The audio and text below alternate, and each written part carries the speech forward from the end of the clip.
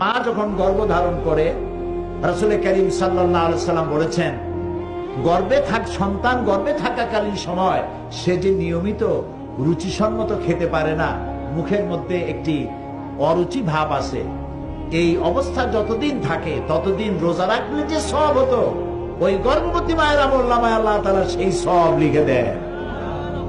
সুবহানাল্লাহ। 2 নম্বরে, এই সন্তান গর্ভে থাকার কারণে তার ঘুম ঠিক মতো হয় না। এই যতদিন তার ঘুম ঠিক মতো হলো না, ততদিন পর্যন্ত রাত জেগে জেগে ইবাদত করলে যে সওয়াব হতো, সেই সওয়াব আল্লাহ তাআলা আমলনামায় লিখে দেন। ডেলিভারি করতে যে কষ্ট, এক গর্ভবতী মা ছাড়া কেউ বুঝবে না ডেলিভারিতে কত কষ্ট হয়। এই ডেলিভারিতে তার যে কষ্ট হয়, আল্লাহ তাআলা তাকে জিহাদের সওয়াব তার আমলনামায় লিখে দেন। এই সন্তান যখন মায়ের দুধ খায়, সন্তানের